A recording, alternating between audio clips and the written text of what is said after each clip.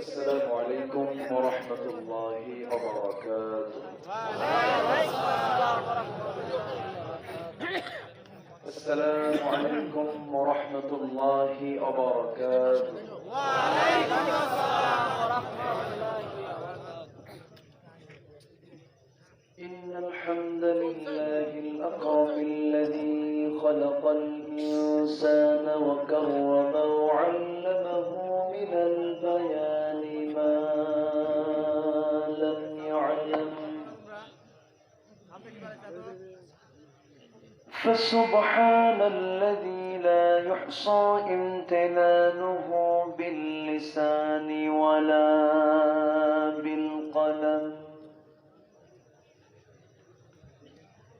نشهد أن لا إله إلا الله وحده لا شريك له،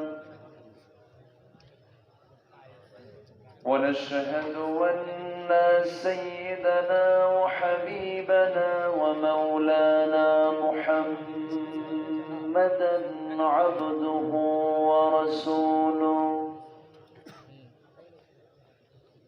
الذي أرسله بالحق بشيرا ونذيرا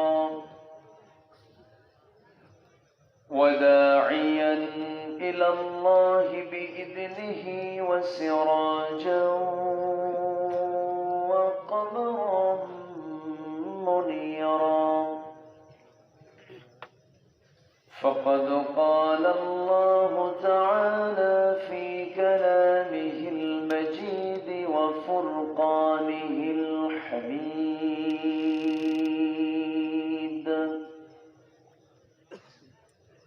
أعوذ بالله من الشيطان الرجيم. بسم الله الرحمن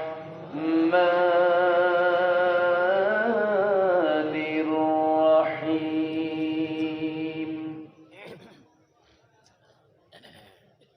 واعبدوا الله ولا تشركوا به شيئا وبالوالدين إحسانا.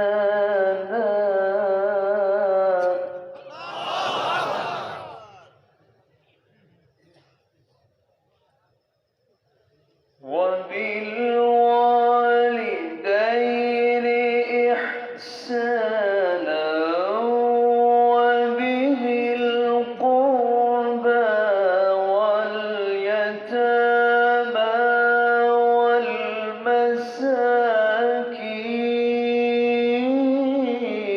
والمساكين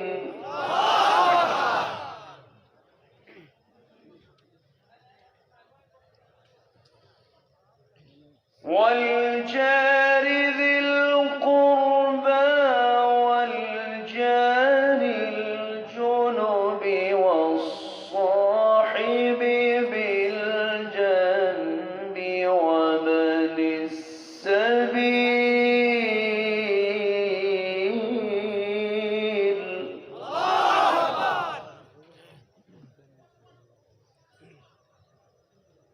وما ملكت أيمانكم إن الله لا يحب من كان مختالا فخورا.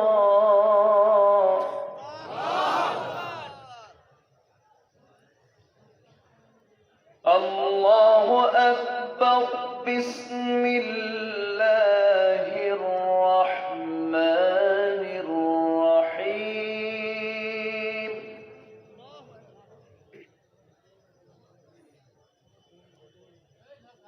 إن الله وملائكته يصلون على النبي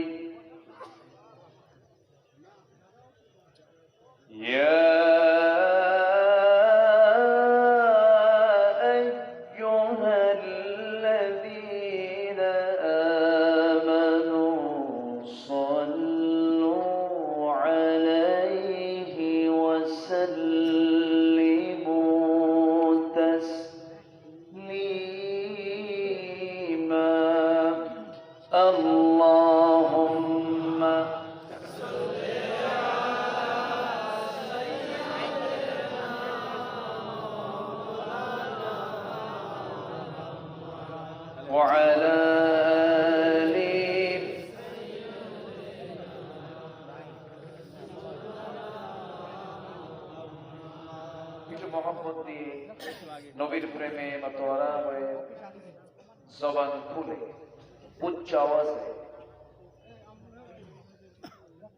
প্রাণ খুলে সবাই বলুন আল্লাহুম্মা সাল্লি আলা সাইয়্যিদিনা মাওলানা ওয়া আলা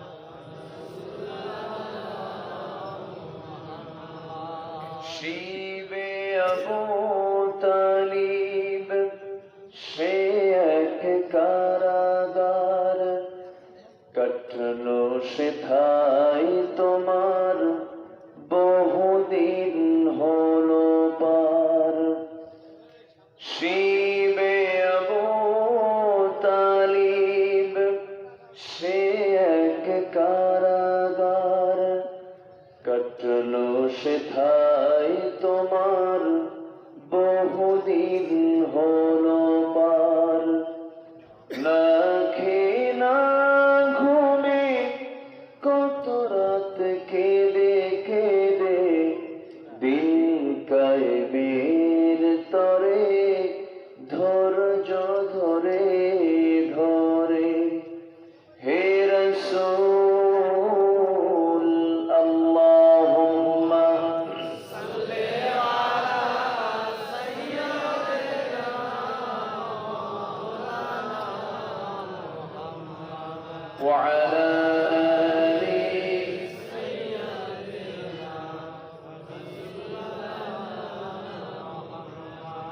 সবাই বলুন বালাগাল উলা বিকামালিহি كشف الدجى بجماله حسنت جميع خصاله سلوا مشرق حب محمد مطلع ديوانما مطلع خورشید سقاس سینه سوسانما بلغ العلا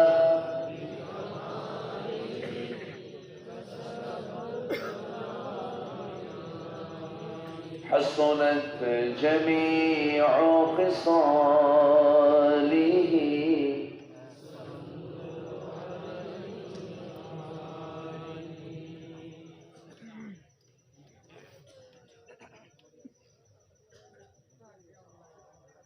রাজশাহী অঞ্চলে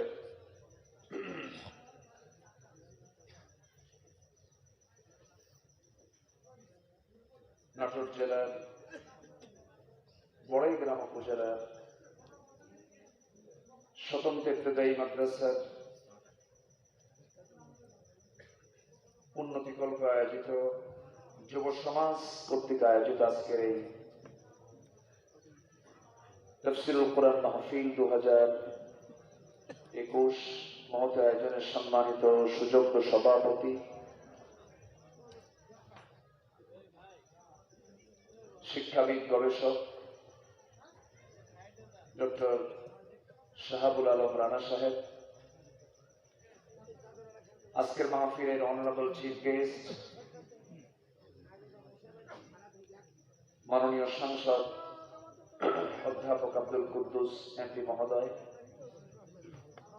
আমার পূর্বে কথা বলেছেন উদীয়মান তরুণ ওয়েস মাওলানা ইসমাইল হোসেন রিয়াজি, উপস্থিত হযরত উলামায়ে কেরাম, ফদলায়ে ইজ্জত, সুশীল সমাজ, জাতির শ্রেষ্ঠ সন্তান শিক্ষক মণ্ডলী, জাতির বিবেক, সাংবাদিকবৃন্দ, সামনে উপস্থিত দূরে ও কাছের বিভিন্ন স্থান থেকে ছুটে আসা কালেমার ঝান্ডাবাহী, তাওহীদের পতাকাবাহী, দ্বীন ইসলামের নরসারদুল বীর মুজাহিদ প্রাণ প্রিয় সম্মানিত দিদি ভাইরা, আড়ালে বসে আছেন শ্রদ্ধেয়া সম্মানিত মা বোনেরা, আলোচনার সূচনায় আনুষ্ঠানিকতার মধ্য দিয়ে আমার পক্ষ থেকে আবারও দিল খোলা সালাম, আসসালামু আলাইকুম ওয়া রাহমাতুল্লাহি তাআলা ওয়া বারাকাতুহু। সবাই কেমন আছেন? আপনি কেমন আছেন? যে আল্লাহর মেহেরবানি, আল্লাহ পাক আমাকেও ভালো রেখেছেন। ভালো থাকার মতো শ্রেষ্ঠ নিয়ামতকে সাথে নিয়ে সারাদিনে সকল কাজকর্মের ইতি টেনে যে মনিব আমাকে আপনাকে এমন একটি সুন্দর আয়োজনে, যে জায়গায় বসলে পরে রহমতের ফেরেশতারা কাতারবদ্ধ হয়ে দাঁড়িয়ে যায়, যে জায়গায় আসলে পরে নিজের জীবন থেকে গুনাহ ঝরে যায়, এমন একটি বরকতপূর্ণ জায়গায় আসার বসার তৌফিক দিয়েছেন। শুকর আদায় করছি, মুহাব্বাতান জোরালো কণ্ঠে বলে উঠছি আলহামদুলিল্লাহ। আবারও বলছি আলহামদুলিল্লাহ। চিৎকার মেরে বলছি আল্লাহুম্মা ইন্নী আসআলুকা আল হুদা ওয়াত তুকা ওয়াল আফাফা ওয়াল গিনা। সবাই বলি আল্লাহুম্মা লাকা আসলামতু ওয়া বিকা আমানতু ওয়া আলাইকা তাওয়াক্কালতু ওয়া ইলাইকা আনাবতু ওয়া বিকা খাসামতু। আমরা আল্লাহ তাআলার শুকর আদায় করে নিলাম। সম্মানিত হাজিরিন, একটু রাত বেশি হয়ে গেছে। আমি চেয়েছিলাম আমার কাঙ্ক্ষিত সময় হচ্ছে, আমার চুজ টাইম হচ্ছে 9টা। 9টায় উঠলে আলোচনার একটা যৌবন পাওয়া যায়। এত রাতে আলোচনা করাও কঠিন, শোনাটাও কঠিন। তবে আপনারা যদি শুনতে চান, আমি বলতে চাই। সবাই কি রাজি আছেন? আচ্ছা, সম্মানিত হাজিরিন, আমি ভূমিকায় বেশি যাব না। আমরা একটি টাইম নিয়ে এই দুনিয়াতে এসেছি। আমরা সেই নির্দিষ্ট সময়ের মধ্যে আবার চলে যাব। আল্লাহ যে আমাকে টাইমটা দিয়েছেন, এই টাইমটা আমাকে আপনাকে কাজে লাগাতে হবে। যদি কাজে লাগাই, আমার জন্য ভালো, আমার জন্য কল্যাণ। যদি কাজে না লাগাই, আমারই অকল্যাণ, আমারই ক্ষতি। আমাদের জন্য দুটো রাস্তা ক্লিয়ার, একটা জান্নাত, আরেকটা কি বলুন, আরেকটা কি? জাহান্নাম। এবং জান্নাত এবং জাহান্নামের ফয়সালা আল্লাহ রাব্বুল আলামিন যেদিন করবেন, সেটাই হলো হাসরের ময়দান। বিচার করবেন কে? আল্লাহ। এবং যার ভিত্তিতে বিচার হবে সেটা হলো আমার আপনার আমল নামা। এই আমল নামাগুলো সুন্দর করার জন্য যে কিতাবের কাছে আমাদের ধারণা দিতে হবে, সেই কিতাবের নামটা কি? কোরআন যা বলবে আমি তাই বলবো। কোরআন যা আমল করতে বলবো আমি সেটাই আমল করবো। কোরআন তো এমন একটি কিতাব, কোরআন বোঝার জন্য কোরআনই যথেষ্ট। সুবহানাল্লাহ। একটা আয়াত বোঝা যাচ্ছে না, সে আয়াতের ব্যাখ্যা আরেকটা আয়াত দিয়ে দিয়েছে। কোরআন বুঝতে হলে কোরআন দিয়ে বুঝতে হবে। যেরকম সূরা ফাতিহার মধ্যে একটা আয়াত আছে, ইহদিনাস সিরাতাল মুস্তাকিম। আল্লাহ তাআলা আমাদেরকে সরল সঠিক পথের রাস্তা দেখাও। সরল সোজা পথ কোনটা? আল্লাহ রাব্বুল আলামিন এই আয়াতের ব্যাখ্যা দিতে গিয়ে বলছেন, সূরা ইয়াসিনের মধ্যে বলছেন, ওয়া আনি'বুদুনি হাদা সিরাতুম মুস্তাকিম। আমার তুমি ইবাদত করো, আমার তুমি গোলামি করো, আমার তুমি দাসত্ব মেনে নাও, এটাই হলো সরল সঠিক পথ। তাহলে সরল সঠিক পথ মানে আমরা ইবাদত করব কার? আসতে বলবেন না কার? আমি যে আয়াত থেকে তেলাওয়াত করেছি, আল্লাহ রাব্বুল আলামিন এই আয়াতের মধ্যে বান্দাকে 4টি কাজের জন্য অর্ডার দিয়েছেন। এই 4টি কাজ কোন বান্দার জীবনে যদি বাস্তবায়িত হয়ে যায়, বাস্তবায়ন যদি হয়ে যায়, এপারে দুনিয়া ও পারে বান্দার জন্য জান্নাত বরাদ্দ হয়ে যাবে। সবাই কি জান্নাত পেতে চায়? আসুন আমরা সেই মূল আয়াতের দিকে আস্তে আস্তে চলে যাচ্ছি। নাম্বার 1, আমাদের 4টা কাজের মধ্যে 1 নম্বর কাজ সূরা নিসা আয়াত নাম্বার 36। এই আয়াতকে সামনে রেখে আমি কথা বলার চেষ্টা করছি। আল্লাহ রাব্বুল আলামিন প্রথম হুকুমটা দিচ্ছেন, ওয়া'বুদুল্লাহ, তোমরা ইবাদত করো কার? আল্লাহ।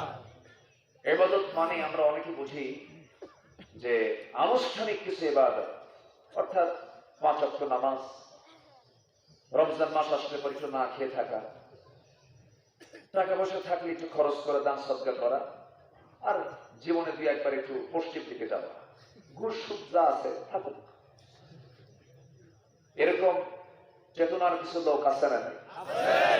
আসতে বলবেন না আছে না নাই? আমার আওয়াজ কি সবার কানে যাচ্ছে? সবাই শুনতে পাচ্ছেন তো? বলি আলহামদুলিল্লাহ। আচ্ছা সম্মানিত ভাইরা, কিন্তু এটার নাম কিন্তু ইবাদত না। ইবাদত মানে হলো জীবনের সকল জায়গায়, সকল ক্ষেত্রে, প্রত্যেকটি পদক্ষেপে আমাকে বিধান মেনে চলতে হবে কার? আল্লাহ। আসতে বলবেন না কার? আল্লাহ। আমি যখন শৌচকার্য করতে যাব, টয়লেটে যাব, হাম্মাম খানায় যখন যাব, সে জায়গায় বুঝি ইবাদত নাই? আসতে বলবেন না আছে না নাই? রান্নাঘরে মেয়েরা যখন রান্না কাজ করবে, সেখানে বুঝি ইবাদত নাই? আছে। এমনকি আমি নখ কাটবো, হাতের যে নখটা কাটবো, এখানেও ইবাদত আছে না নাই? আছে। তাহলে জীবনের প্রত্যেকটি জায়গায়, প্রত্যেকটি খুঁটিনাটি বিষয়ে ইসলাম বলে দিয়েছে। আমি যদি শুধু মনে করি নামাজ একটা ইবাদত, নখ কাটা ইবাদত না, সংসার জীবনে ইবাদত না, ব্যবসা বাণিজ্য ইবাদত না। আবার আমাদের মধ্যে কিছু লোক আছে, কিছু আলেমও আছে, রাসূল যে একজন দূরদর্শী রাজনীতিবিদ ছিলেন, রাসূল যে সফল রাষ্ট্রনায়ক ছিলেন, এই কথা বলতে তার মানসিক সমস্যা। আসতে বলবেন না? আছে না নয়?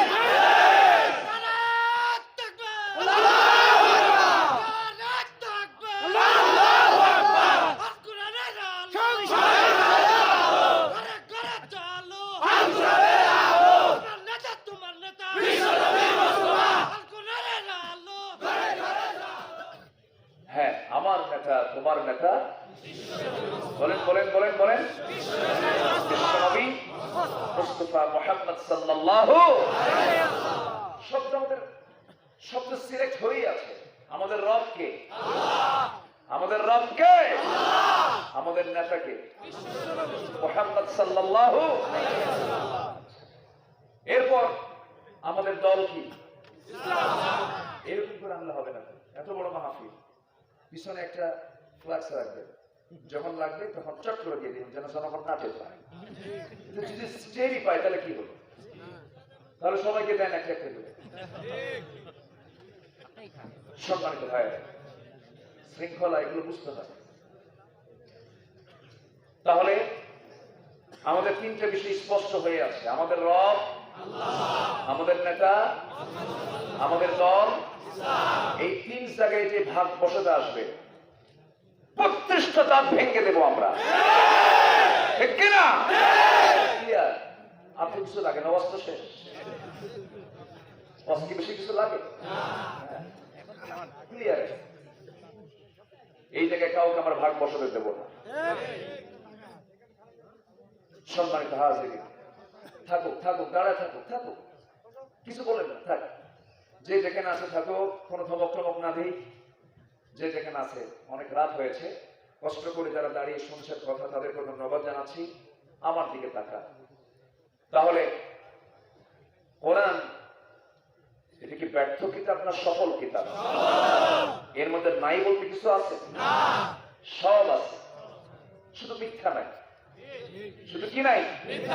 মিথ্যা ছাড়া সব আছে, সব আছে। হয়তো বলবেন হুজুর এর মধ্যে বিজ্ঞান আছে? বিজ্ঞান সবার আগে আছে। আমি একটা লিস্ট করেছি, আজকে আলোচনা এই দিকে আমি যাব না। প্রায় 50টি বিজ্ঞানের যে আবিষ্কার, সৌরজগৎ নিয়ে, সমুদ্র জগৎ নিয়ে, প্রাণী জগৎ নিয়ে বিজ্ঞানের যে চরম উৎকর্ষ সাধন হয়েছে, সব তথ্যগুলো চুরি করেছে কোরআন থেকে। সব কোরআন থেকে তথ্য চুরি করা, সব। বিগ ব্যাং থিওরি এটাও কোরআন। সৌরজগৎ নিয়ে সূর্য চন্দ্র নির্দিষ্ট কক্ষপথে পরিভ্রমণ করছে, এটাও কোরআন থেকে নেওয়া। যাদের নিজস্ব আলো নাই, এটা 1500 বছর আগে আল্লাহ পাক বলে দিয়েছেন, তাবারাকাল্লাযী জাআলা ফিস সামাই বুরুজান ওয়া জাআলা ফিহা সিরাজান ওয়া কামারান মুনীরা। যাদের নিজস্ব আলো নাই, এটা কোরআন অনেক আগে বলে দিয়েছে, কেবল এরা প্রমাণ করছে। কথা বলতে চাই, এরকম করে কোরআন সবকিছু বলে দিয়েছে। গবেষণা চালাচ্ছে ইউরোপ, আমেরিকা। কোরআন কি গবেষণা করে তারা অনেক কিছু আবিষ্কার করেছে। আর আমরা মুসলমান আবিষ্কার করেছি হলো নামাজের মধ্যে আমি নাচতে বলবো না, জোরে বলবো। আমাদের বিশাল আবিষ্কার, বুঝলেন? আমরা এমন আবিষ্কার করেছি, বুঝলেন, তারাবির নামাজ 8 রাকাত না 20 রাকাত। আমরা আবিষ্কার করেছি হলো আমি নাচতে বলবো না, জোরে বলবো। বুকে বাঁধবো না, নাবিতে বাঁধবো। এই হচ্ছে আমাদের আবিষ্কার। অথচ যেটা না বাঁধলেও সমস্যা নাই, যে আমি না বললেও নামাজ হবে। বলতেছে নাবিতে হাত বাঁধা হারাম একজন, আরেকজন বুকে বাঁধা হারাম, দুটোই তো হারাম হয়ে গেল। এখন সাধারণ মানুষ এখন কি করে নামাজ পড়বে? এখন আল্লাহু আকবার কপালে, কোন জায়গায় গেছে? তুমি কপালে কেন? দুটোই হারাম, চিন্তায় কপালে গেছে হারাম। এই হচ্ছে অবস্থা। আমাদেরকে এগিয়ে আসতে হবে জ্ঞান, বিজ্ঞানে, প্রযুক্তিতে, সবকিছুতে এগিয়ে আসতে হবে। আমাদের মধ্যে কিছু হুজুররা আছে, ডাক্তার ইঞ্জিনিয়ারদেরকে গালিগালাজ করে। ডাক্তারকে গালি দাও কেন? ডাক্তারি বিদ্যা কি ইসলামের বাইরে? ইঞ্জিনিয়ার যারা প্ল্যান তৈরি করেন, ঢাকার পল্টনে একটা জায়গা আছে আপনার, সেখানে 50 তলা বিল্ডিং বানাতে হবে। মুহাদ্দিসরা পারবে? মুফাসসিররা পারবে? সেখানে ইঞ্জিনিয়ার দরকার আছে না নাই? একটা শিল্প নগরী, এটা নগরায়ন করতে হবে, সেখানে ইঞ্জিনিয়ার দরকার আছে না নাই? আপনি অন্য কাউকে আপনার আন্ডার এস্টিমেট করবেন কেন? সব জায়গায় ইসলাম আছে। ইসলাম সেই জায়গায় নাই যে জায়গায় মানবতার কোনো কল্যাণ নাই, যেরকম কালকের দিনে নাই। কালকের দিন আছে না? কি দিনের নাম জানি কি? এখন এই মাসটা কি আমি বুঝলাম না। বুঝলেন, টিভি খুললি ভাষা দিবস, আর ফেসবুক খুললি ভালোবাসা। একটা হলো মাতৃভাষা, একটা ভালোবাসা। মাস তুমি কার? ফেব্রুয়ারি মাস থেকে কার? গুদাগুদি শুরু হয়ে গেছে।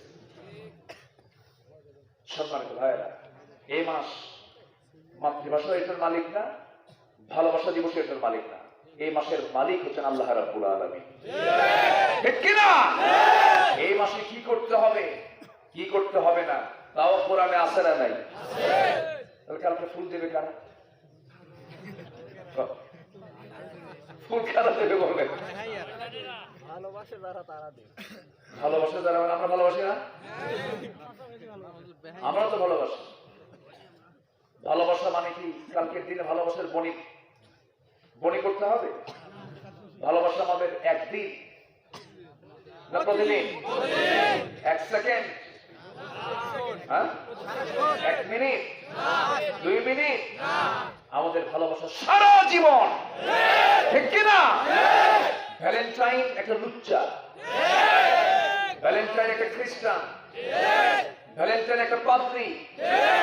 সে জেল খাটে, সেই জেলখানার মধ্যে যায় লুচ্চামি করে, নোংরামি করে, নোংরা অশ্লীলতার প্রেম করে সে জীবনটা দিয়ে দেয়।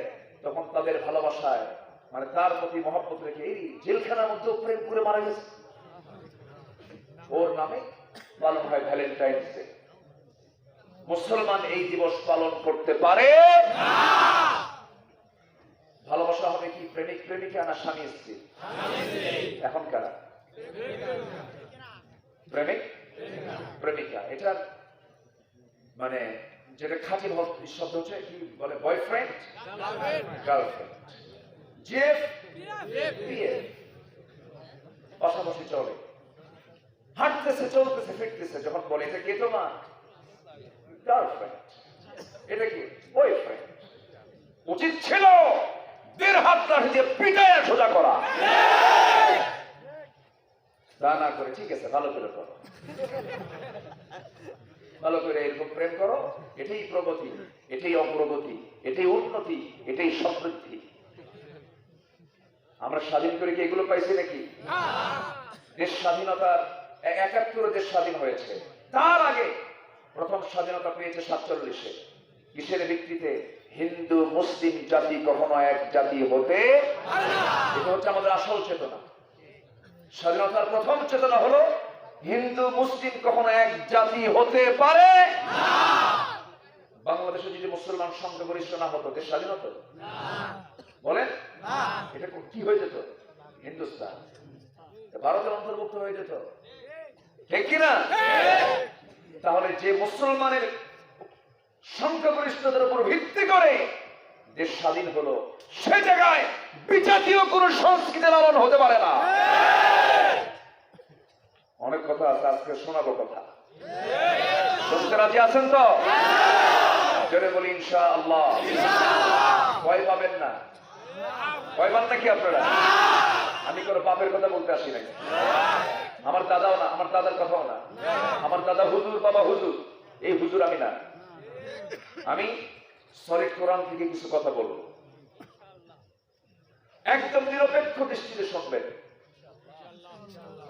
নিরপেক্ষ মন নিয়ে শুনবেন। আল্লাহ মানুষকে আকল দিয়েছেন, বোঝার জন্য জ্ঞান দিয়েছেন। গরুর কোনো জ্ঞান নাই, ছাগলের নাই, হাতির নাই, কিন্তু হাতি বড় না মানুষ বড়?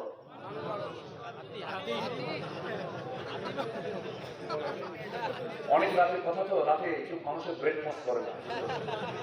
9টা হলে 8টা হলে একটু একটু খেলা যায়, বুঝলেন না? এখন তো আবার খেলাও হবে, দেখেন কত সর্বাঙ্গে ব্যথা, ওষুধ দেব কোথা? সমাজে কত সমস্যা, মাহফিলে মঞ্চে এখন হামলা হয়, মাইক কেন আরেক দিকে নিয়ে যায়, জনগণ চুপ করে বসে থাকে। হ্যাঁ, হাজার হাজার মানুষের সামনে এক নরাধম মাইক টানলে সামনে জনগণ কি আঙ্গুল চষে নেয়? এই জাতি কথা বলে না, সত্যিই তাই। বাংলার স্বাধীন নবাব, শেষ নবাব সিরাজউদ্দৌলা, যখন তাকে লর্ড ক্লাইভের লোকেরা যখন তাকে ধরে নিয়ে যাচ্ছিল হাত পা বেঁধে, যখন ধরে নিয়ে যায় লক্ষ লক্ষ মানুষ তাকে ধরে নিয়ে যাওয়ার দৃশ্য দেখে কান্দে, চোখের পানি ফেলে। সেদিন যদি লক্ষ লক্ষ জনতার হাত থেকে একটা ঢিল ছোড়া হতো, 200 বছর স্বাধীনতার এই পরাধীনতার গ্লানি এদেশের মানুষকে বহন করা লাগতো না। একটু ঢিলও ছড়ে নেই, চুপ করে শুধু দেখেছে। চুপ থাকা নীরব ঘাতকতা। যে জাতি চুপ থাকবে সে জাতির কপাল ভালো না। আমরা যদি কথা বলতাম, প্রত্যেকের 16 কোটি মানুষের 16 কোটি মুখ থেকে যদি আজকে হক কথা বের হতো, বাতিল শক্তি বঙ্গোপসাগরে হাবুডুবু খেত। মুসলমান বুক দেবে, পিঠ দেবে না। সবাই কি বাতিলদের মোকাবেলা করতে রাজি আছেন? রাজি আছেন কারা কারা? হাত যদি করে দেখা।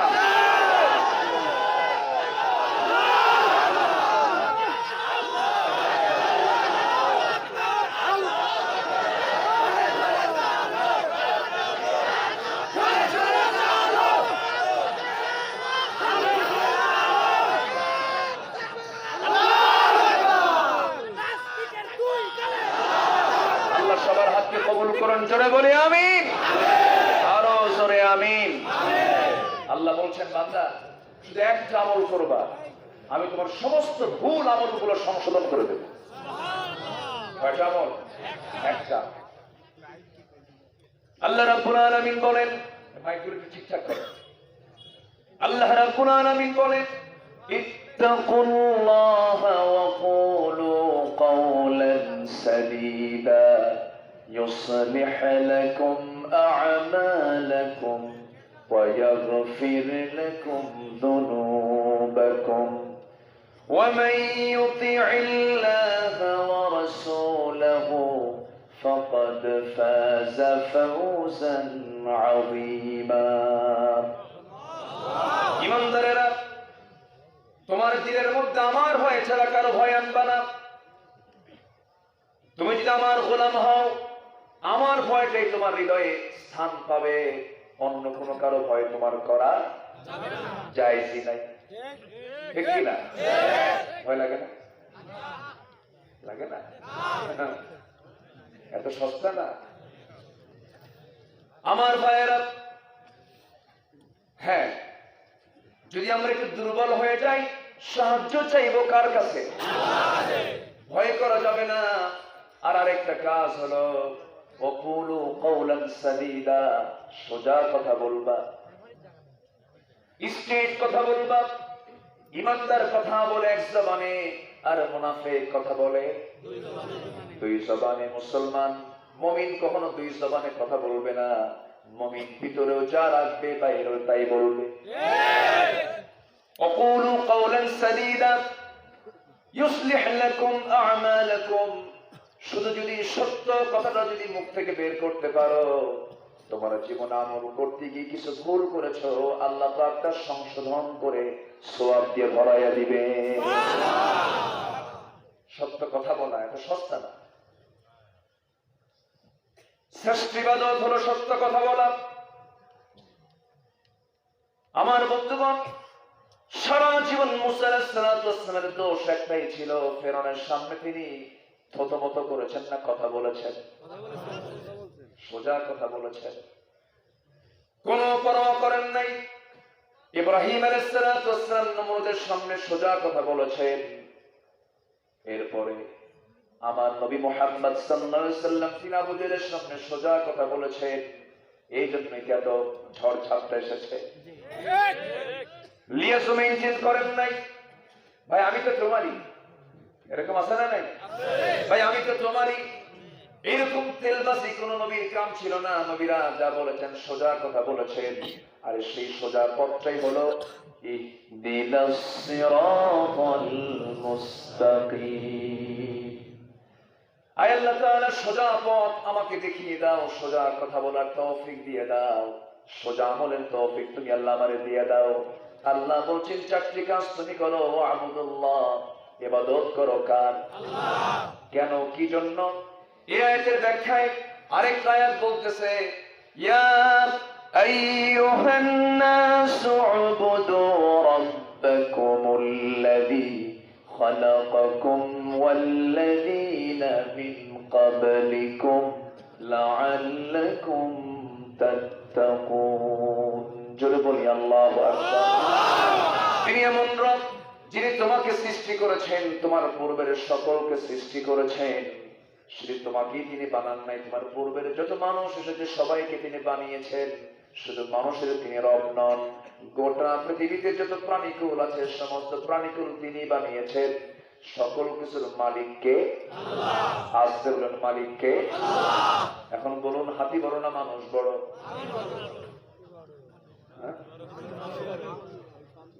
দুটাই সুন্দর উত্তর। কেউ বলেছেন হাতি, কেউ বলেছেন মানুষ। দুটাই রাইট, কারণ দুটার সেন্স দুই রকম।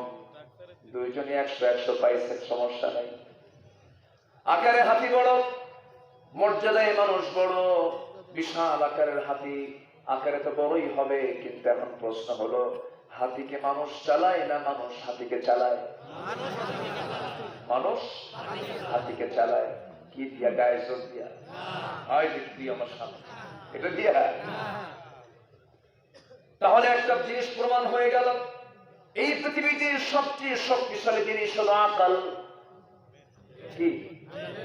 আকাল মানে হচ্ছে বুদ্ধি। এই জিনিসটা পৃথিবীর কাউকে দেওয়া হয় নাই। হাতিকে যদি আকল দেওয়া হতো, স্থলভাগের মধ্যে সবচেয়ে শক্তিশালী প্রাণীকে, ওর মধ্যে আকল থাকলে আপনি কি পারতেন নাকি? খালি মাথার উপর থেকে আপনার আস্তে করে ফেলে দিয়া ঠ্যাং একটা মাথার উপরে থেকে দিত, পটপট করে বেলের মতো ফাটতো।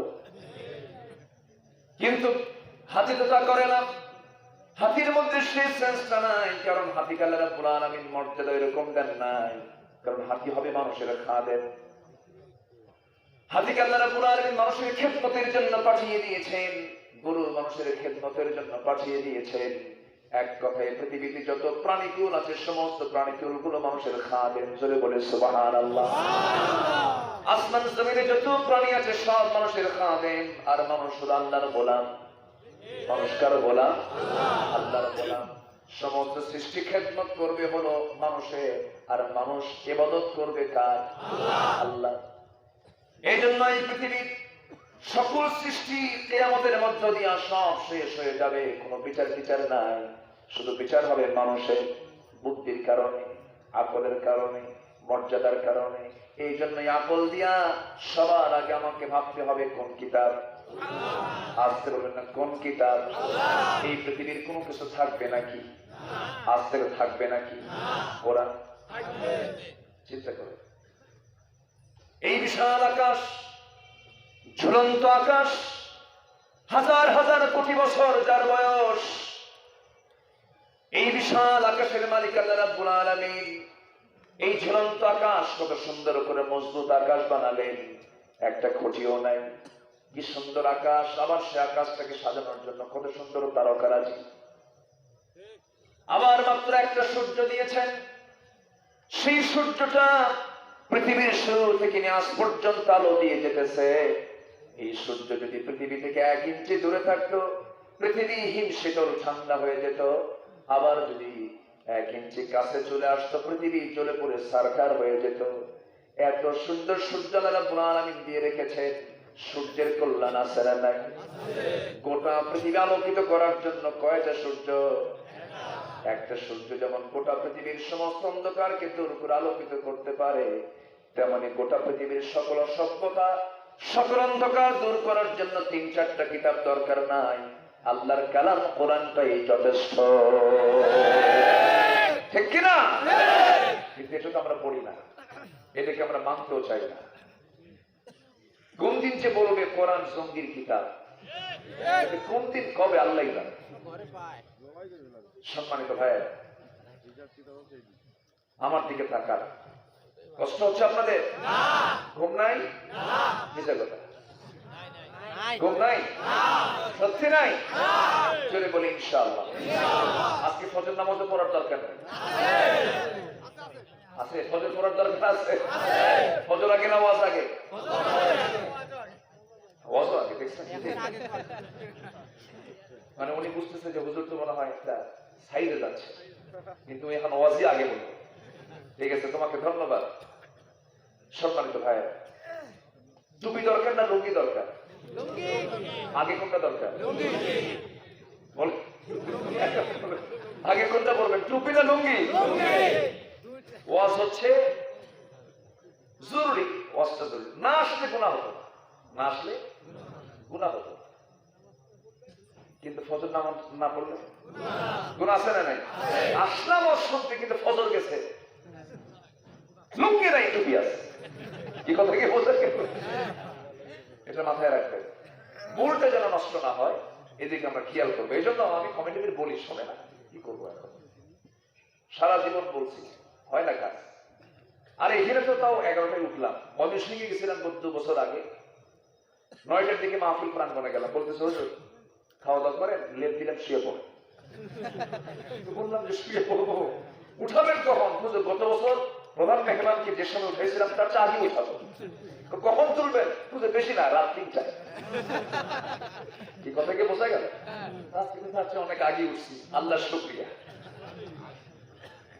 সম্মানিত হাজিরিন, আমরা ইবাদত করবো কার? আল্লাহ। আমাকে চোখ দিয়েছেন কে? মেয়ের দিকে তাকানোর ইচ্ছা হয় না? ইচ্ছে করে না? সেটা না হয় তাহলে পুরুষ না। ইচ্ছা হয়? ইচ্ছা হতে হবে, তাহলে পুরুষত্ব আছে। তাকাতে হবে। তাকাবেন না কেন? অবশ্যই তাকাবো। মেয়েদের দিকে তাকানো জায়েজ আছে না নাই? কোন মেয়ে? নিজ নারী না পর নারী? নারী দু প্রকার, একটা নিজ একটা পর। নিজ নারীর দিকে তাকাবো, সোয়াব, ডাবল সোয়াব। মেয়ে তো রহমত, বউ তো বরকত, আর মা তো জান্নাত। সুবহানাল্লাহ। তাকাবো না কেন? অবশ্যই তাকাবো। নিজের বউ, পরের বউ না, এটা যেন মনে থাকে। আমার ভাইয়েরা, এই চক্ষু আল্লাহ রাব্বুল আলামিন যদি না দিতেন, অনেকের চোখ নাই আজকে। রুহুল আমিন ওই চোখটা নাই, তার ভালো করে দেখে না। এরকম অনেক অন্ধ আছে যারা চোখে দেখে না, তাদের যে কত কষ্ট। যার চোখটা নাই সেই তো বুঝে এই চোখটা কত বড় নিয়ামত কে দিয়েছেন। আসতে বলবেন না কে দিয়েছেন? আমার জন্য সারা জীবনের জন্য বরাদ্দ কয়টা চোখ? দুইটা চোখ। মার পেট থেকে আমি বের হয়েছি, ওই দুইটা চক্ষু নিয়ে এসেছি। কবরেও চলে যাব সেই দুই চোখ নিয়েই। চোখ যদি নষ্ট হয়ে যায়, নতুন করে আর কোনো অ্যাড করার সুযোগ নাই। আল্লাহ রাব্বুল আলামিন লাইফ গ্যারান্টি করে এই চক্ষুটা দিয়ে দিয়েছেন। আগের যুগের দাদিদের দিকে তাকাবেন, দাদার দিকে তাকাবেন, তারা ফজর নামাজটা পড়ে আর রাতের সকালবেলা ঘুমাতে যান নাই। আগে শুয়ে পড়েছেন, ফজর নামাজটা পড়েছেন। আমি আমার নিজের দাদিকে দেখেছি, ৭৮-৭৯ বছর বয়সে তিনি খালি চোখে কোরআন পড়েছেন। খালি চোখে তিনি কোরআনটা পড়তে পারতেন। বলতাম, দাদি তোমার চোখটা এখনো ভালো, আমাদের চোখ তো কালো হয়ে গেছে। বলতেছে, বাবা একটা আমল করবি, সকালবেলা ঘুমাবি না। ফজরের যে শিশির, যদি কোনো বান্দা প্রত্যেক দিন ফজর নামাজ পড়তে যায়, সকালবেলা ওই যে ফজরের সময় যে শিশির জমিনে যখন আসমান থেকে যে শিশিরটা জমিনে আল্লাহ রাব্বুল আলামিন দিয়ে দেন, ওই শিশিরটা যখন ওই পানিগুলো যখন চোখের ভিতরে ঢুকে যায়, আল্লাহ রাব্বুল আলামিন সকালের সে আবহাওয়ার মধ্য দিয়ে বান্দার চক্ষুটা ভালো রেখে দেন। জোরে বলি সুবহানাল্লাহ। আমার ভাইরা, এই চক্ষু আল্লাহ রাব্বুল আলামিন শুধু দেনই নাই, ওই মার পেট থেকে আমরা যেদিন বের হয়েছে সেই চোখ নিয়ে এসেছি, সেই দিন আল্লাহ রাব্বুল আলামিন চোখটাকে ব্যালেন্স করার জন্য, চোখটাকে ঠিক রাখার জন্য সেখানে মেশিন সেট করে দিয়েছে। সেই মেশিন আজও আছে না নাই? আছে। এই চোখের পিছনে একটা এক্সট্রা মেশিন আছে যা দিয়ে পানি বের হয়। আমাদের চোখে পানি বের হয় না। এই চোখের পানি কেন দিয়েছেন, কি জন্য দিয়েছেন? এই পানি নিয়ে যদি একটু গবেষণা চালাই, কত লম্বা সময় লেগে যাবে। আমি আমার ভাষায় বলি, এই চোখ, এই কান, এই নাক হলো পদ্মা মেঘনা যমুনার চেয়েও বড়। যেরকম সুবহানাল্লাহ। পদ্মার কত বড়, মেঘনার কত বড়, তার চেয়ে আমার আপনার চোখটা আরো বড়। এই চোখের মধ্যে পানি দিয়েছেন, সেই পানি দুনিয়ার কোন সাধারণ ড্রিঙ্কিং ওয়াটারের মতো না, পানীয়র মতো পানি না। পান করার জন্য যে পানি, সেই পানি কিন্তু এই চোখের পানি নয়। এই পানিটা আল্লাহ রাব্বুল আলামিন এমন সুন্দর করে বানিয়েছে, কিছু পানি, কিছু শ্লেষ্মা, কিছু পিচ্ছিল পদার্থ, কিছু তেলের সংমিশ্রণ এবং সব ইলেকট্রোলাইটের সংমিশ্রণে, সহমিশ্রণে, জটিল মিশ্রণে আল্লাহ রাব্বুল আলামিন এমন পানি বান্দার চোখের মধ্যে রেখে দিয়েছেন। বান্দা কোনো যখন চোখে যখন ভাইরাস দ্বারা আক্রান্ত হয়ে যায়, ধুলাবালির দ্বারা যখন আক্রান্ত হয়ে যায়, চট করে আল্লাহ রাব্বুল আলামিন সেই মেশিন থেকে পানি বের করে দেয়। সঙ্গে সঙ্গে পানিটা বের করে সমস্ত ভাইরাস থেকে, ধুলাবালি থেকে বান্দার চোখটা হেফাজত করে দেয়। চোখটা চালান কে? আর আমি দেখি কি? হ্যাঁ, চোখটা চালান আল্লাহ, আর আমি দেখিটা কি? ও নারী, তুমি দেখতে সুন্দর, বলেন আপনি, সমস্যা নেই, বিয়ে করে বলেন, বিয়ে না করে বলা যাবে না। ডাহুক ডাহুক চক্ষু তোমার, আছে না নাই? কাজল ভরা আঁখি, প্রশস্ত কপাল, ভ্রু যুগল, বাঁশির মতো না, লম্বা না। ও প্রিয়া, তোমার চেহারায় আমি পাগল হয়ে গেলাম। হ্যাঁ, আপনি পাগল হবেন না কেন? পাগল হন, কিন্তু বিয়ার আগে না বিয়ার পরে? বলেন, বিয়ার আগে না বিয়ার পরে? বিয়ার পরে। বর্তমানে আগে, আচ্ছা আচ্ছা ঠিক আছে। নারীর প্রতি টান এটা কে দিয়েছেন বলেন? আসতে বলেন, কে দিয়েছেন? আল্লাহ দিয়েছেন। এই টান তো থাকবে, কারণ এই টান না থাকলে জান্নাতের হুর নিতে হবে না। জান্নাতের হুর নেবেন না, কেউ কিছু করে না। জান্নাতের হুর নেবেন না, পুরো চাষাও কেন নেব? বাড়িতে বুড়ি যদি জানে রাত্রে কিন্তু ঘুম পাড়তে দেবে না, বুড়ার সাথে শুয়ে থাকে। জান্নাতে হুর আছে না নাই? এত সুন্দর হুর, আল্লাহু আকবার। আল্লাহ পাক কি অফার দিয়ে রাখছে, তুমি দুনিয়ার নারী ঠিক হয়ে পড়ো, আর জান্নাতের হুরটা দেখো তুমি কত সুন্দর করে বানিয়েছি। আল্লাহ নিজে বলছেন সূরা রহমানে আছে, আল্লাহ রাব্বুল আলামিন বলেন, আল্লাহ রাব্বুল আলামিন সুন্দর করে বলছেন, وفاكهة مما يتخيرون ولحم طير مما يشتهون وحور عين كأمثال اللؤلؤ المكنون لم يطمثهن إنس قبلهم ولا جان فبأي آلاء ربكما تكذبان। এমন সুন্দর হুর তোমাকে জান্নাতের মধ্যে দেওয়া হবে, যে হুরটা ইতিপূর্বে কোনো জিন ইনসান স্পর্শ করে নাই, যার চামড়া স্বচ্ছ কাচের চেয়েও স্পষ্ট হয়ে থাকবে, যার ভিতরে হাড়গুলো দেখা যাবে যা দিয়া। ওই সমস্ত সুন্দরী হুরের চোখ মুখের থুতু যদি জমিনে নিক্ষেপিত হতো, গোটা দুনিয়া সুগন্ধে ভরপুর হয়ে যেত। আল্লাহ রাব্বুল আলামিন ওই জান্নাতের হুরের অফার দিয়ে রেখেছেন, ফল অফার দিয়ে রেখেছেন, নাজ নিয়ামতের অফার দিয়ে বান্দাকে বলছেন, বান্দা সেই দিনের পার্মানেন্ট লাইফের চিন্তা করে তুমি চলো। নারী তোমার জন্য আকর্ষণ করে দিয়েছে, বিয়েটা করে নাও, সংসার জীবনে চলে আসো, বংশ বিস্তার করো। নারী কি নারীর মর্যাদা দিয়ে কথা বলো। তুমি কি জানো না তোমার জন্ম হয়েছে এমন একজন নারীর পেট থেকে, তুমি মাকে সম্মান দিয়ে কথা বলো, তোমার মেয়েকে স্নেহ দিয়ে কথা বলো, তোমার প্রতিবেশী একজন মহিলা আছে তার ইজ্জতকে সামনে রেখে কথা বলো। এরকম করে আল্লাহ রাব্বুল আলামিন বান্দাকে হুকুম করেছেন। আল্লাহ তো বলছেন না, বান্দা তুমি যৌন কামনা করো না। যৌন কামনা এটা কে দিয়েছেন? আল্লাহ। আসতে বলবেন না, কে দিয়েছেন? কিছু কিছু মুরব্বীরা আছে সন্তানদের বিয়ের ক্ষেত্রে তাদের আগ্রহ কম, বিয়ে সন্তানকে বিয়ে দিতে চায় না। এমন কিছু মুরব্বীরা এখন আছে না নাই? ছেলে আমার বড় শিক্ষিত হবে, শিক্ষার ঠেলায় 50 বছর পার হয়ে যায়, এরপরও বিয়ের সময় হয় না। 50 বছর পার হওয়ার পর যখন বিয়ে করে 55 বছরের পার হয়, ওই সন্তান নিয়ে যখন রাস্তায় হাঁটে তখন জনগণ বলে, ছেলেকে সংলক্ষ্য করে বলে, এই ছেলে তোমার এটা দাদা না নানা? আসতে কন কেন? ঠিক কিনা? যুবকরা বিয়ে করতে হবে আগে ভাগে, রাজি আছো? হ্যাঁ, ও বিয়ে দেয় না, দেখছেন কি করে মনে মনে বলতেছে, হুজুর মুরব্বীদের ভালো বিরকম, আমরা খুব বসে বসে আছি। সেটাই, মুরব্বীদের কিছু দোষ আছে, ঠিক না? ঠিক না। রাসূল বিয়ে করেছেন, বাপও নাই মাও নাই, দুজনেই নাই, অভিভাবক ছাড়া রাসূল চাচার সাথে পরামর্শ করে বিয়ে করেছেন মাত্র 25 বছরে। কত বছরে? 25। এটাই হচ্ছে স্ট্যান্ডার্ড এজ, বিয়ে করতে হবে। নাম শাস্তি এরকম মুখ ফোটা হলে সমস্যা। এই দেখা তোর বাপকে এই দেখা ধরে নিয়ে আসেন।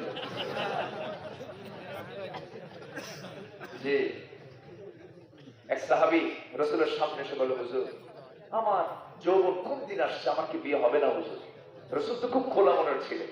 রাসূল বললেন, তুমি এরকম করে বললা? হুজুর হ্যাঁ, এত মেয়ে দেখি বিয়ে হয় না। রাসূল বললেন, বিয়ে হবে না কেন? আমার একটু পছন্দ করো না, আমি একটু দেখতে কালো, পছন্দ করো না। রাসূল বলেন, কে বলেছে তোমার বিয়ে হবে না? তুমি তো আসল ঘটকের কাছে আসলেই নেই, আমি তো উত্তম ঘটক। সুবহানাল্লাহ বলবেন না? বিশ্বনবী কি ছিলেন না? সব কিছুর মডেল ছিলেন মুহাম্মদ সাল্লাল্লাহু আলাইহি ওয়াসাল্লাম। তিনি বলেন, বিয়ে হবে, যাও। হুজুর আপনি তাহলে দায়িত্ব নেন। যে দায়িত্ব নিলাম, যাও। মেয়ে কই? রাসূল বললেন নিয়ে আসে। কোথায়? কই যে মদিনা অমুক এলাকায় বাড়ি, ইবনে ওহাবের মেয়ে আছে, যাও। মেয়ের বাপকে বললে সে বিয়ে দিবে, যাও। হুজুর আমি বলতে পারবো না, আপনি একটা ব্যবস্থা করেন। কি ব্যবস্থা? আপনি একটু চিঠি লিখে দেন। সুন্দর করে একটা চিঠি প্রস্তুত করে তার হাতে তুলে দেওয়া হলো। এবার বুক উঁচু করে বিশাল আশা নিয়ে রাসূল দিছেন পাঠায়, উপায় নাই। মেয়ের বাবার কাছে গিয়ে বলেন, ইবনে ওহাব এই যে চিঠিখানা পড়ো, তাড়াতাড়ি ব্যবস্থা করো। সুবহানাল্লাহ বলবেন না? ইসলাম কত সুন্দর দেখে, অবৈধ পথে যাওয়া যাবে না, ঠিক কিনা? যুবক, তোমার যৌবন শুধু একজনের জন্য বরাদ্দ, তোমার স্ত্রী। আমার মা বোন, আমার বোনেরা যারা মাহফিলে এসেছেন, আপনার যৌবন শুধু বরাদ্দ আপনার স্বামীর জন্য। এটাকে কন্ট্রোল করেন। ইউসুফের চরিত্র নিয়ে আসো যুবকরা। ইউসুফকে চিনো না? সূরা ইউসুফ আছে না নাই? সূরা ইউসুফ কেন দিয়েছেন? কেন দিয়েছেন? আল্লাহু আকবার। বিশ্বের সেরা সুন্দরী নারী জুলাইখা 12টা দরজা তালা মেরে ঘরের মধ্যে তুলে বলে, ইউসুফ তোমাকে ছোট থেকে বড় করেছি, আমার যৌবনের কি অভাবটা আছে, তুমি আমার দিকে তাকাও না? তুমি কি আমার চোখের দিকে তাকাবে না? ইউসুফ বলেন, তুমি পাগল আমার জন্য, আর আমি ইউসুফ পাগল আল্লাহর জন্য। যুবক, নষ্ট হওয়া যাবে না। ওই সালমান খান আর শাহরুখ খান পচা অবস্থায় গুলো, ওগুলো কোনো মডেল না, ওদের চরিত্র নাই, ওরা কুত্তার মতো জীবন হবে, ঠিক কিনা? কুত্তার যেমন কোন নিয়ম কানুন নাই, ওদের কোন নিয়ম কানুন নাই। গোটা পৃথিবীর অ্যাটম বম মানবতার জন্য যত না হুমকি স্বরূপ, তার চাইতে বড় হুমকি হলো ভারতের বলিউড, আমেরিকার হলিউড। আমেরিকা কি শিখাবে আমাকে আপনাকে? আমেরিকা তো এমন একটা দেশ যে দেশে পার্লামেন্টে সমকামিতার আইন পাস হয়। নোংরা, যা কুত্তের মধ্যেও নাই, এত নোংরা তারা। ওরা কি শিখাবে? ওরা কি বুঝাবে আমাদের? ইসলাম কত সুন্দর, সুবহানাল্লাহ বলবেন না? আমরা ইসলাম মানবো, জীবনের এক জায়গায় না সব জায়গায় ইবাদত করবো কার? আল্লাহ। কষ্ট হচ্ছে না? ইউসুফ আলাইহিস সালাম বললেন, জুলাইখা তুমি আমার প্রশংসা করো না, আমাকে যিনি বানিয়েছেন তার প্রশংসা করো। সুবহানাল্লাহ। পারে না, হয় না। জুলাইখা বলে, তুমি কি যুবক হলে? আমি এরকম যুবকই। কার ভয়? কার ভয়? থরথর করে কাঁপতেছেন ইউসুফ আলাইহিস সালাম। জুলাইখা বলে, ইউসুফ এই জায়গায় কেউ তো দেখবে না আমি ছাড়া, তুমি আমাকে দেখবে, আমি তোমাকে দেখবো, পৃথিবীর কোন প্রাণী এখানে খোঁজ খবর পাবে না। ইউসুফ আলাইহিস সালাম বলছেন, যেখানে একজন সেখানে দ্বিতীয় জন আল্লাহ, যেখানে দুইজন সেখানে তৃতীয় জন আমার আল্লাহ তাআলা। চক্ষু বন্ধ করলেন, দরজার দিকে শেষ চেষ্টা করে একটা দৌড় মারলেন, পটপট করে দরজা খুলে গেল। আল্লাযীনা জাহাদু ফীনা লানহাদিয়ান্নাহুম সুবুলানা, যে বান্দা আমার দিকে আসার জন্য চেষ্টা করে, আমি তার জন্য একটা রাস্তা না, হাজারো রাস্তা আমি খুলে দেই। চেষ্টা করব আমরা, সাহায্য করবেন কে? আল্লাহ আমাকে সাহায্য করবেন। শুধু একটা জিনিস মনে রাখবো যুবকরা, সেটা হলো লজ্জা শরম। হক জিনিসকে গ্রহণ করতে গিয়ে কোনো লজ্জা শরম করা যাবে না, সোজা পথে চলতে হবে, স্ট্রেট চলতে হবে। আমার তো একদিন মরে যেতেই হবে, কারণ মরে যাওয়ার সঙ্গে সঙ্গে প্রথম প্রশ্ন হবে ওয়ান শাবাবিহি ফীমা বালাহু, যৌবন সম্পর্কে প্রশ্ন হবে, যৌবনটা তুমি কোন কাজে ব্যয় করেছো? বুড়া কালে কোমর নড়ে না, খালি মসজিদে ঘুষা, ওই কালের প্রশ্ন হবে না। যৌবন কালে কয় ওয়াক্ত নামাজ পড়েছো প্রশ্ন হবে। এখন বুড়া চাচা যারা আছে তারা তো মনে মনে মন খারাপ, বুঝুন কি যে রাগ করতেছেন আমাদের উপরে না। বুড়ো চাচা যারা আছেন তারাও আল্লাহর কাছে খুবই দামি, আলহামদুলিল্লাহ। জোরে বলে আলহামদুলিল্লাহ। বুড়া মানুষের দাম ইসলামে কম না বেশি? বেশি। বুড়াদের দাম বেশি, বুড়াদেরও দাম আছে। আমার ভাইরা, আমরা ইবাদত করবো আল্লাহ কেন? তিনি আমাকে সুন্দর চোখ দিয়েছেন দেখার জন্য, কান দিয়েছেন কয়টা? কারণ কান দিয়েছেন কয়টা? জিহ্বা দিয়েছেন কয়টা? তাহলে কথা বলার জন্য জিহ্বা কয়টা? আর শোনার জন্য কান কয়টা? তাহলে আমরা বলবো বেশি না শুনবো বেশি? বলেন শুনবো বেশি, কারণ কান দুইটা আর জিহ্বা একটা, বলবো কম। কিন্তু আমরা কি করি? বলেন বলি বেশি, শুনি কম। এই জন্য আমাদের সমস্যা। আমরা শুনবো বেশি, আল্লাহ পাক দুইটা কান দিয়েছে শোনার জন্য। শুনবো, আমল করবো, কথা বলবো কম। জোরে বলি ইনশাআল্লাহ। যত কথা কম বলবো তত আমি নিরাপদে থাকবো।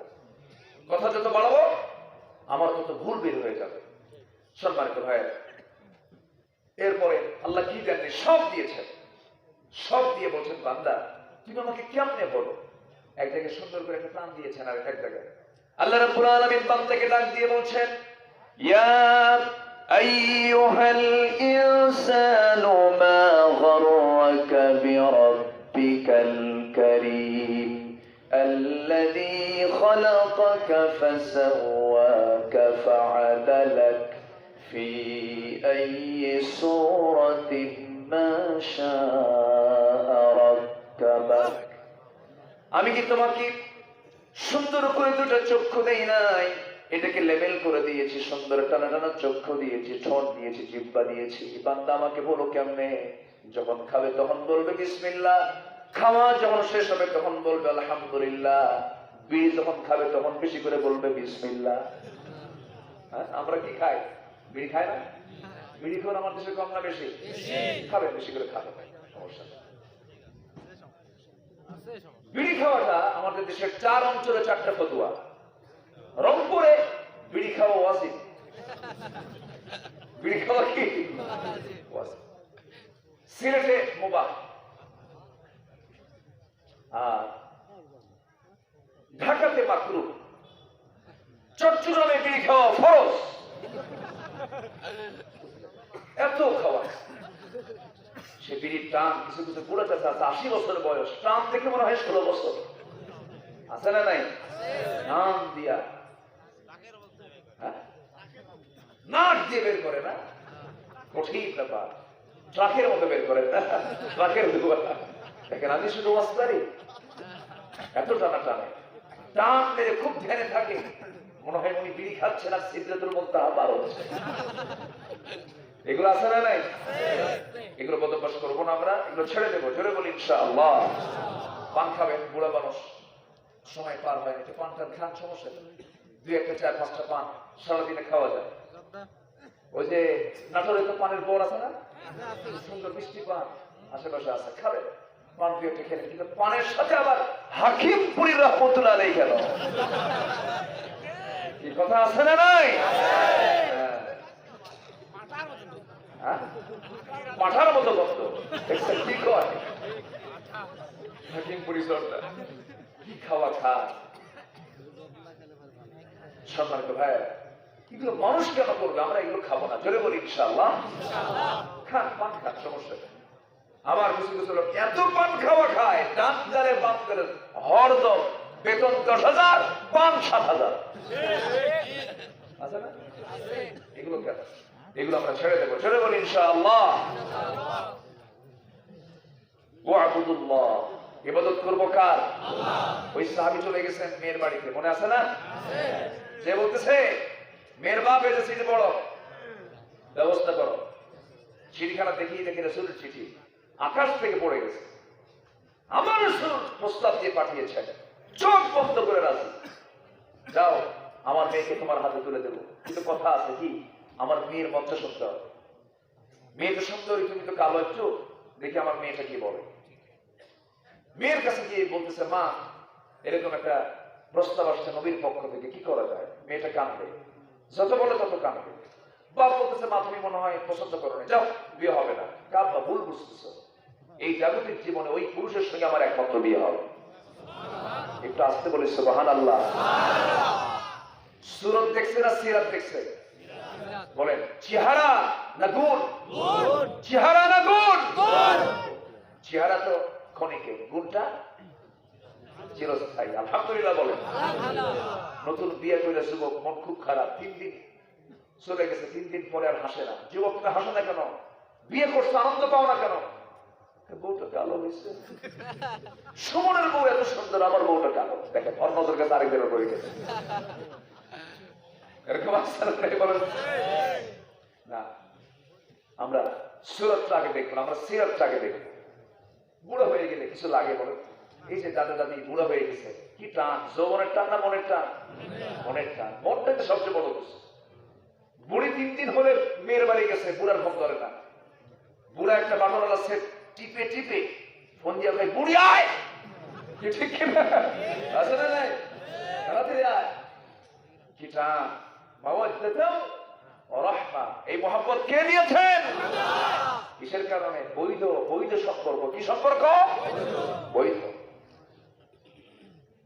বৈধ সম্পর্ক ছাড়া এই মহব্বতটা হবে না। একমাত্র পৃথিবীতে এই বিয়ে, ইসলাম যে বিয়ের সিস্টেম দিয়েছে সেটাতে এই মহব্বত তৈরি হওয়া সম্ভব, যা আমেরিকাতে নাই, যা ব্রিটেনে নাই, কোথাও পাবেন না।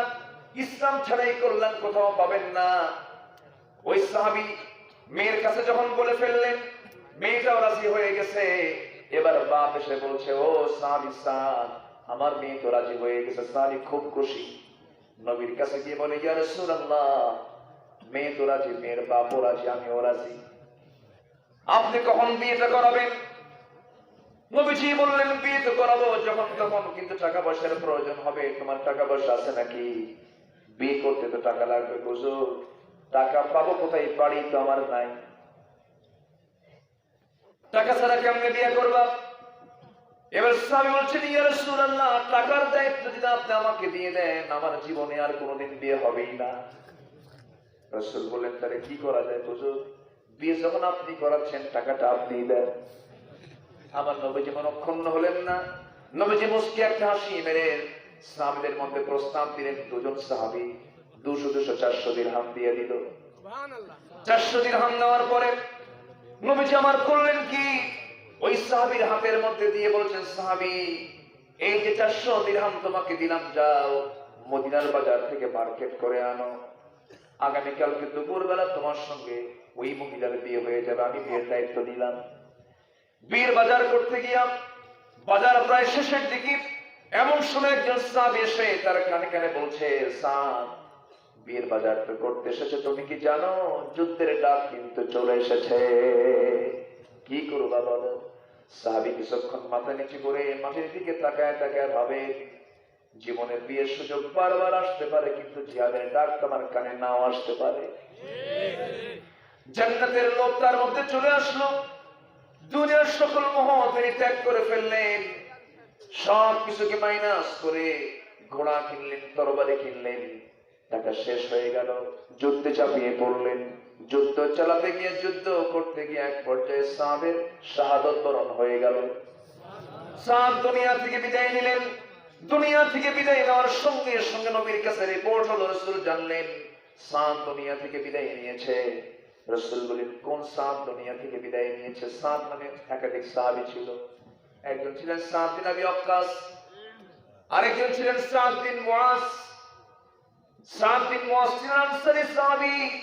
ওই সাহাবীও যখন মারা যান, নবীজি কেঁদে কেঁদে ফেলেছিলেন। 3 সাহাবের মৃত্যুটাই ছিল অত্যন্ত সুন্দর মৃত্যু, জোরে বলি সুবহানাল্লাহ। একজন ছিলেন সাদ বিন মুআজ।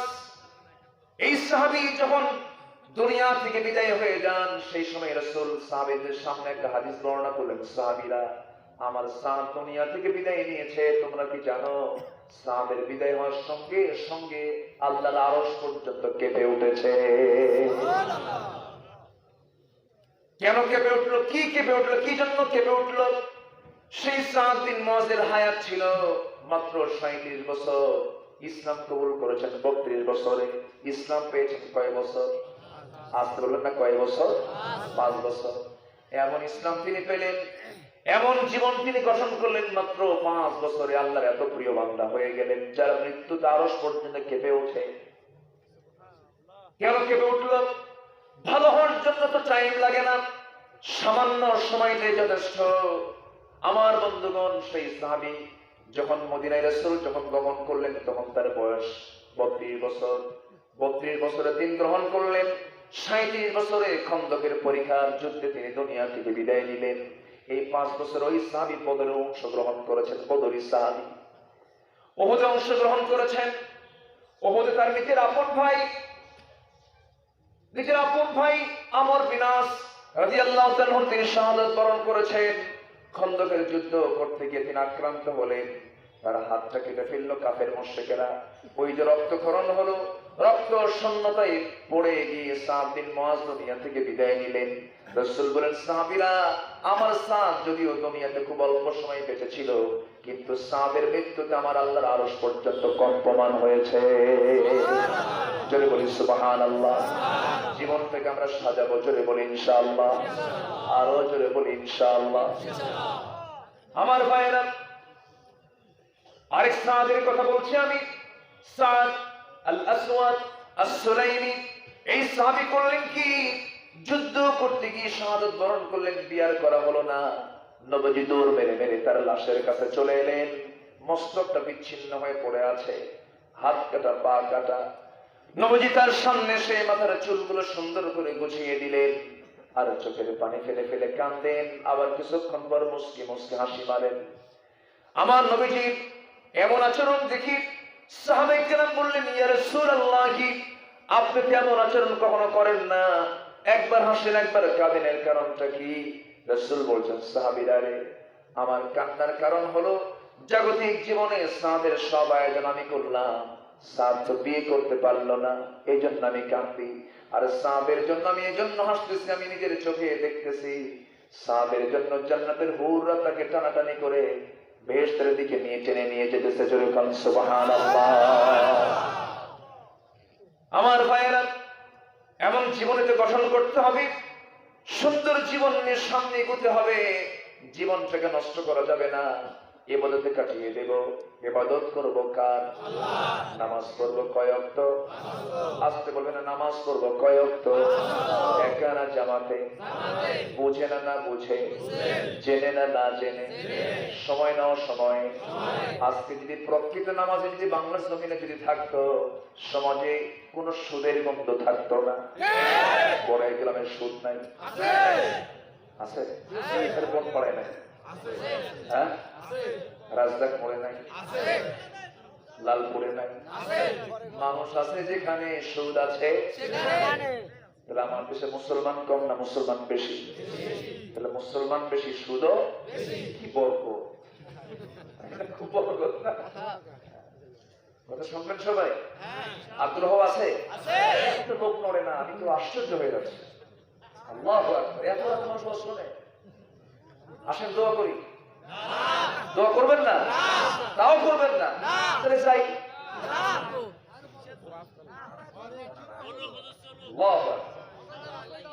জোরে বলি ইনশাআল্লাহ। জি, বাড়ি থেকে ফজর পড়বেন? ঠিক আছে, এখানে ফজর পড়বেন? জানাজা সহ?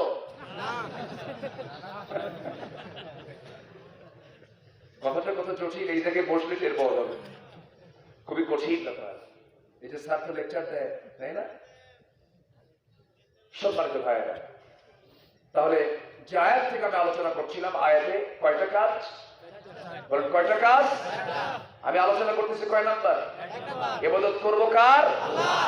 আর ইবাদতের মূল হলো 5 ওয়াক্ত নামাজ। আর নামাজি যে হবে সে সুদখোর হবে না। সুদখোর যে হবে সে প্রকৃত নামাজি হবে না। অসুখ, খালি ঘন ঘন পেশাব করে, আছে না? কি হয় তখন? কি হয়? বাম পাশে ব্যথা, কি হার্ট। ডাক্তারের কাছে গিয়ে বলে, স্যার শেষ, 60 বছর পার হয়েছে, আর কত চলে? পার্শ্বদি সব ঢিল হয়ে গেছে, আর পারতেছি না। দেখেন তো কি হয়েছে? স্যার 14 বার প্রেশার করছে। টেস্ট করে দেখেন সুগার, ডায়াবেটিস হয়ে গেছে। বাম পাশে প্রচন্ড পেইন, আপনার হার্টের একটা ব্লক ধরা পড়েছে। খবরদার গরু খাবেন না, খবরদার চিনি খাবেন না। চিনি এবং গরু আমাদের জন্য হালাল না হারাম? আর ওনার জন্য হারাম না, কিন্তু ওনার বডি পারতেছে না, খাওয়া যাবে না। ওনার জন্য, ওনার রোজার উনি মাযুর, এই জন্য ওনার খাওয়া যাবে না। কিন্তু এটাকে হালাল কে করেছেন? আল্লাহ করেছেন। খেতে পারে না। সামনে শুধু চিনি শুধু ঘুরে চা নেয়, চার মধ্যে চিনি না থাকলে কত ভালো লাগে। চা নেয় বাট আরে সুগার দিও না, পয়মান হয়ে যাবে সব। সামনে গরুর গোস্ত একদম ভুনা করে রাখছে, শিনার গোস্ত, তাই না? হ্যাঁ, শিনার গোস্ত সামনে ভুনা করে রাখছে, জিব্বা লাফায়, উপায় নাই। ঠিক আছে না?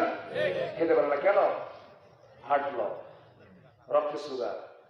ডাক্তারের পরামর্শে যদি আমরা চিনি গোস্ত যদি ছাড়তে পারি, আল্লাহর পরামর্শ সুদ খায়ও না, জন্মের খাওয়া খায়। এটা কি নামাজের লক্ষণ? এটা কি নামাজের লক্ষণ? সুদের ধারে পাশে যাবো না আমরা, জোরে বলি ইনশাআল্লাহ। সুদ বাংলার জমিন থেকে সেই দিন উৎখাত হবে যেদিন বাংলার জমিনে নামাজ যাকাত কায়েম হয়ে যাবে। সেই কায়েমের আন্দোলনে সবাই কি শামিল হতে রাজি আছেন? রাজি আছেন কারা কারা? হাত উঁচু করে দেখা।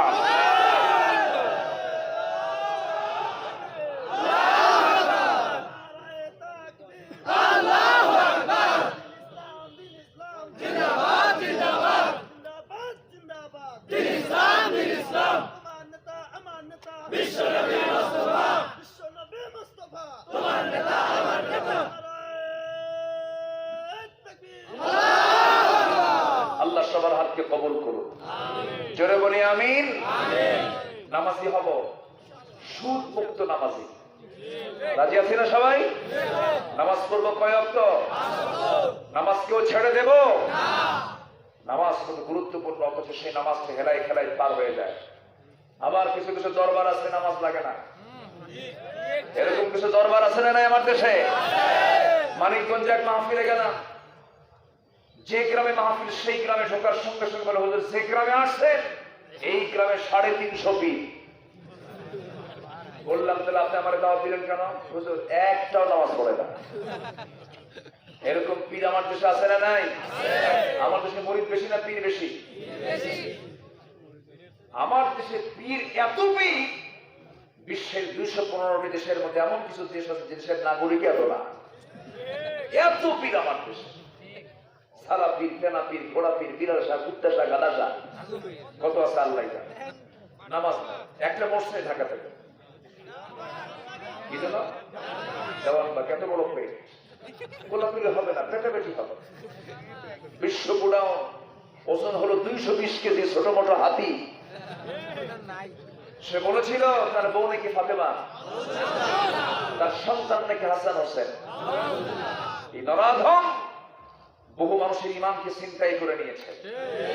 দুষ্ট এগুলো, এই দুষ্টদের দমন না করা পর্যন্ত এই দেশ ঠান্ডা হবে না। এই দুষ্টের দমন দরকার আছে না নাই?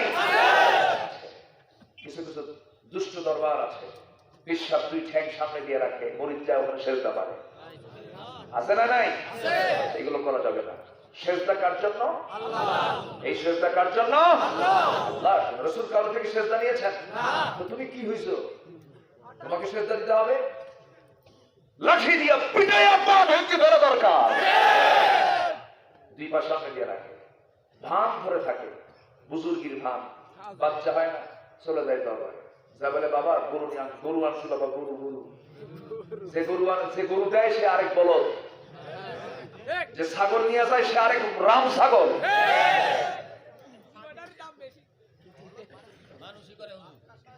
ঠিক আছে না? বিধবাকে দাও, এতিমকে দাও, ওয়াতাল মাল আলা হুববিহি তাবিল কুরবা ওয়াল ইয়াতামা ওয়াল মাসাকিন ওয়া বানিস সাবিল, এদেরকে দাও। না দিয়ে পরামর্শ করতে হবে। আর বাবার কি অভাব আছে নাকি? বাবার সেই বড় পেট, ওর অভাব আছে নাকি? আশ্চর্য কথা। ওগুলো করা যাবে না, ওগুলো দেবো না আমরা, সব দেব কার পথে? আসতে বললেন না, কার পথে? বাচ্চা হয় না, বাবাকে বলে বাবা দেখো তো আমার কপালটা, দেখো তো আমার কপালে কি বাচ্চা কাচ্চা আছে? ও কপাল দেখেন কি? হ্যাঁ, আমার কপাল কে দেখবে? আমার ভাগ্য প্রসন্ন কে করবেন?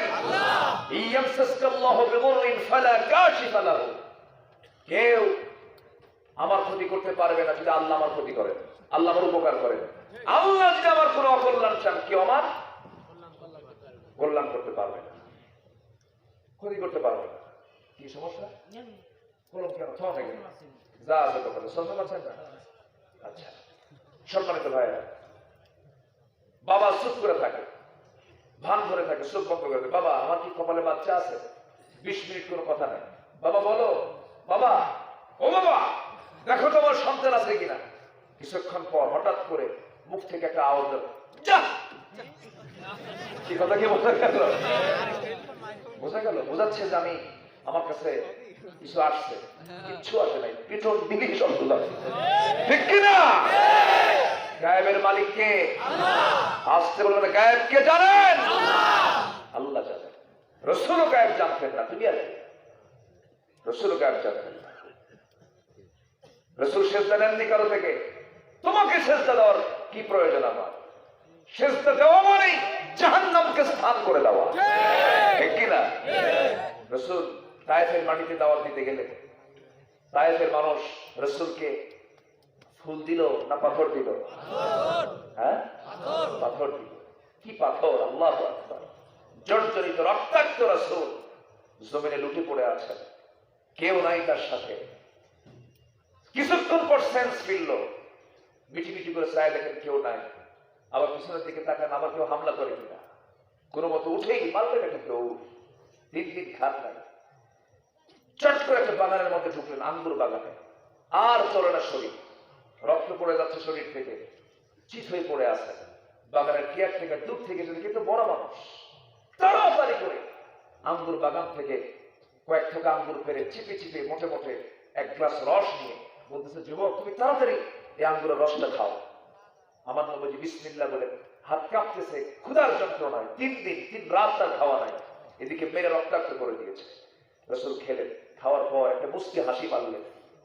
মুস্কি হাসি মেরে বলতেছেন, যুবক তুমি আমাকে আঙ্গুর রস খাওয়ালে, তুমি আদ্দাস না? যুবক বলে আমাকে কোনোদিন দেখলো না, আমি তাকে দেখলাম না, আমার নামটা বললো কেন? এটা কে বলে দিয়েছেন? আসতে বলবেন না, কে বলে দিয়েছেন? তোমার নাম আদ্দাস না? হ্যাঁ আমি আদ্দাস। আপনি কে বললো কে? তোমার গ্রামের বাড়ি নিনোয়া না? হ্যাঁ নিনোয়া। কিটা থেকে বললো কে? তোমার গ্রামে, তোমার যে গ্রামে জন্ম সেই গ্রামে ইউনূস আলাইহিস জন্মগ্রহণ করেছেন না? হ্যাঁ। তা আপনি ওই নবীর খবর রাখলেন কেন? ইউনূসের খবর আপনাকে কে দিল? আমার নবীজির এবার বক্তব্য শুরু হলো। নবীজি চুপ মেরে এবার মুস্কি হাসি মেরে বললেন, আব্বাস তুমি কার সামনে দাঁড়িয়ে কথা বলো? তুমি কি জানো এক নবীর কাছে তার এক নবীর খবর থাকতেই পারে? জোরে বলে সুবহানাল্লাহ। আমার নবীজি এমন কথা শুনে, ওই আব্বাস ছিল খ্রিস্টান, খ্রিস্টানি কায়দায় 2টা হাত নিয়ে নবীর পায়ের কাছে গিয়ে সেজদা দিতে চাচ্ছিল। আমার নবীজি সেজদা কি নিয়েছেন নাকি? সেজদা নেন নাই। সঙ্গে সঙ্গে করলেন কি, শক্ত করে তার 2টা হাত ধরে বুকের সঙ্গে বুক লাগায় দিয়ে বলছেন, ও যুবক এই মস্তকটা কারোর জন্য নয়, এই মস্তক একমাত্র কেবলমাত্র কার জন্য? আসতে বলবেন না, কার জন্য? আল্লাহর জন্য। ওয়া'বুদুল্লাহ ওয়া লা তুশরিকু বিহি শাইআন, আল্লাহর ইবাদত করবে, শর্ত হলো তার সঙ্গে কোনো শরীক স্থাপন করবে না। আল্লাহর হুকুম মানবে, দুনিয়ার কোনো হুকুম মানবে না। আল্লাহর দল করবে, দুনিয়ার কোনো দল করবে না। আল্লাহর হুকুমগুলোকে তুমি জীবনে বাস্তবায়ন করবে, দুনিয়ার কোন নেতার তুমি কথা মানবা না, ঠিক কিনা? আমার ভাইয়েরা, আমার বন্ধুগণ, কথা তো অনেক ছিল, শর্ট করে আস্তে আস্তে নিয়ে আসতেছি। যদি কোনো বান্দাকে গায়েবের মালিক মনে করে, সে মুশরিক হয়ে যাবে। কি হয়ে যাবে? মুশরিক হয়ে যাবে। আমার নবী যদি গায়েব জানতেন, তাহলে আম্মা জান আয়েশা কেন মাঝখানে একবার 40টা দিনের মতো বাবা স্বামীর ঘর ছেড়ে বাবার ঘরে কেন তিনি গেলেন? তার সতীত্ব নিয়ে প্রশ্ন চলেছিল, মুনাফিকেরা কেন তুলেছিল? সবার কম বেশি ইতিহাসটা জানা আছে। আমার নবীজি কোন এক যুদ্ধের অভিযানে তিনি বের হয়ে পড়লেন। আমার নবীজি কোন যুদ্ধে যদি দীর্ঘ সময়ের জন্য যেতেন, বউকে ম্যাক্সিমাম সাথে করে নিয়ে যেতেন। ওদের প্রান্তর পর্যন্ত রাসূল বউকে ছাড়া যান নাই। জীবনে একবার তিনি হজ করেছেন, সেই হজেও আম্মা জান আয়েশা বাদ পড়েন নাই। তিনি স্ত্রীকে সাথে নিয়ে যেতেন, কারণ বউকে সাথে নিয়ে পরে ইমানটা দুর্বল থাকে না মজবুত থাকে? বলেন বলেন বলেন। ইমানের পাহারাদার হলো বাড়ির বউরা। বউটার সাথে নিয়ে চলবেন আপনি, দেখবেন আপনার ইমানটা তরুতাজা থেকে যাবে। আপনি বউটাকে পাশে রেখে কোনো মহিলার দিকে তাকানো যাবে নাকি? তাকালে খবর আছে না নাই? ওর তো বাস্তব দারোগা। বউ তো দারোগার চেয়ে বড় কিছু। আপনি বউকে পাশে রেখে আপনি কোনো মহিলার দিকে তাকাবেন, ক্ষমতাই নাই। হয়তো আপনার চোখে তাকাইছেন 29 সেকেন্ড 30 সেকেন্ড, এটাও যদি বউ টের পায় সেই সময় তো কিচ্ছু বলবে না। 2-3 দিন পর যখন সুন্দর করে ডাকবেন, সুইটি দিকে আসো, কিসের তোমার সুইটি চায় তখন তার দিকে, ঠিক আছে না? আমার নবীজি বউকে সাথে নিয়ে চলতেন। বউ হচ্ছে ইমানের পাহারাদার। যুদ্ধের ময়দান থেকে ফিরে আসার সময় রাসূল বললেন, সাহাবীরা শোনো, এই হাজার হাজার সাহাবীকে নিয়ে মদিনায় ফেরার পথে দুই একজন তো বাদ পড়ে যেতে পারে। যদি কেউ বাদ পড়ে যায়, সাফওয়ান তোমাকে দায়িত্ব দিলাম, বাদ পড়া সাহাবীদেরকে তুমি সঙ্গে করে মদিনায় পৌঁছায় দিবা। তুমি তো রাস্তাঘাট ভালো করেছিল, কেউ বাদ পড়ে নাই। বাদ পড়ে গেছে আসল জন মিসেস মুহাম্মদ সাল্লাল্লাহু আলাইহি সাল্লাম, আম্মা জান আয়েশা সিদ্দিকা রাদিয়াল্লাহু তাআলা আনহা, তিনি বাদ পড়ে গেছেন। কেমনে বাদ পড়লেন? উটের পিঠে হাওদার ভিতরে তিনি ছিলেন। শৌচ কার্যের জন্য তাকে নামিয়ে দেওয়া হলো। হাওদা থেকে নেমে, পালকি থেকে নেমে তিনি আড়ালে চলে গেলেন, শৌচ কার্য করে ফিরে আসবেন। এমন সময় আসতে নিয়ে তার দেরি হয়ে গেল। এইদিকে ওই উটের দায়িত্বে যিনি ছিলেন, তিনি ভেবেছিলেন মনে হয় হাওদার মধ্যে আম্মা জান আয়েশা আসেনি, ভিতরেই তিনি আছেন, তিনি মনে হয় ভিতরে বহাল আছেন। তিনি এত চিকন ছিলেন যে হাওদাটার ওজন থাকলেও যে ওজন, না থাকলেও সে ওজন। মাঝখান থেকে তিনি বাদ পড়ে গেছেন। আল্লাহর পরীক্ষায় আম্মা জান আয়েশা পড়ে গেলেন, সে দেখেন কেউ নাই, সব চলে গেছে, মহিলা মানুষ একা পড়ে গেছে। কিন্তু তিনি বিন্দু পরিমাণ তিনি ভীত হন নাই, হতাশ হন নাই। কারণ সকল সাহায্য কার হাতে? আসতে বলবেন না, কার হাতে? আল্লাহর হাতে। চুপচাপ তিনি চুপ করে মাথায় কাপড় দিয়ে বসে আছেন। পর্দার বিধান তখন চলে আসছে। আম্মা জান আয়েশাকে দেখে ওই দায়িত্বপ্রাপ্ত সাহাবী তাকে দেখে দূর থেকে চিনতে পারলেন। বলছেন, আপনি আম্মা জান আয়েশা, আমি আপনাকে চিনতে পেরেছি, কারণ যে সময় পর্দার বিধান নাজিল হয় নাই, পর্দার আয়াত নাজিল হয় নাই, সেই সময় আমি আপনাকে দেখেছি, আমি আপনাকে চিনতে পারছি। আপনি কোনো টেনশন করবেন না আম্মা জান আয়েশা, আমি আপনাকে নিরাপদে যথাযথ সম্মান প্রদর্শন করে আমি আপনাকে নিয়ে চলে যাবো মদিনায়, নবীর ঘরে পৌঁছায় দেব। তাকে যথাযথ সম্মান দিয়া ঘোড়ার পিঠে তাকে আরোহণ করে নিয়ে তাকে নবীর ঘরে নিরাপদে পৌঁছে দেওয়া হলো। এই কথা যখন মুনাফিকদের কানে চলে গেছে, মুনাফিকরা সবাই বলা বলে শুরু করলো, তোমরা কি জানো আয়েশার সতীত্ব নাই? আয়েশা চরিত্রহীনা হয়ে গেছে। কেন? গোটা রাত সাফওয়ানের সঙ্গে রাত কেটে কেটে গোটা রাত ভ্রমণ করে করে সে মদিনায় আসছে। আজকে সকালবেলা এই কথা নবীর কান পর্যন্ত পৌঁছে গেল। মুনাফিকদের মিডিয়াগুলো মজবুত না দুর্বল হয়? বলেন বলেন বলেন। এখনো মুনাফিকদের মিডিয়াগুলো মজবুত না দুর্বল? মজবুত। এই মিডিয়াগুলো চতুর্দিকে ছড়িয়ে পড়লো। নবীর কথাগুলো আম্মা জান আয়েশার কথাগুলো চতুর্দিকে যখন ছড়িয়ে পড়লো, নবীর কান পর্যন্ত চলে এলো। নবীর কানটা ভারী হয়ে গেল। নবী আস্তে করে ঘরের মধ্যে ঢুকে বলছেন, আয়েশা, আমি তোমাকে দারুণ ভালোবাসি, তবে একটা কথা, যে কথাগুলো আমার কানকে ভারী করে দিয়েছে, আমার মনে হয় তোমার এই মুহূর্তে আমার বাড়িতে থাকা ঠিক হবে না, মার বাড়ি চলে যাও। আমার নবী যদি গায়েব জানতেন, প্রশ্ন দেখেন, আমার রাসূল যদি গায়েব জানতেন, তাহলে তিনি বলতেন, আয়েশা, ওই মুনাফিকের বাচ্চা যা কিছু বলতেছে সব ভুয়া ভিত্তিহীন কথা, আমার ঘরে তুমি থাকো। তা তো তিনি বললেন না, বললেন, যাও মার বাড়ি যাও, আল্লাহর ফয়সালা তুমি অপেক্ষা করো, আমি অপেক্ষা করি। আম্মা জান আয়েশা যখন চলে যাবেন, এমন সময় তিনি বলছেন, ইয়া রাসূলুল্লাহ, আপনি শুধু আমার স্বামী নন, আপনি হচ্ছেন আমার রাসূল, আপনি আমাকে অর্ডার দিয়েছেন, আমি চলে যাচ্ছি, ভালো কথা। তবে একটা কথা বলি, ইয়া রাসূলুল্লাহ, আমার বিয়ের পয়গাম তো দুনিয়ার কেউ দেয় না, আমার বিয়ের সিদ্ধান্ত আসমানে হয়েছে, সে আসমান থেকে আমার সিদ্ধান্তের ফয়সালা চলে আসবে। কেঁদে কেঁদে চলে গেলেন মার বাড়িতে। ঘুম হয় নাকি? ঘুম তো হওয়ার কথা না। মুনাফিকরা কত বড় কুটিল হতে পারে, জটিল হতে পারে, না দেখে না বুঝে নবীর পরিবারকে তার তছনছ করে দেওয়ার ষড়যন্ত্রে মেতে উঠলো। দাম্পত্যময় জীবনের মধ্যে কলহ সৃষ্টি করে দিল। আমার নবীজি রাতের বেলা ঘুমাতে যান, হাত লাগায় দেন, কিন্তু আয়েশা নাই। বুকটা খান খান হয়ে যায়, নবজির চোখের পানি দিয়ে বালিশ ভিজে যায়। ওইদিকে আয়েশা সিদ্দিকা রাদিয়াল্লাহু তাআলা তিনিও কেঁদে কেঁদে সেজদা দিয়ে দিয়ে জায়নামাজ ভিজে ফেলে।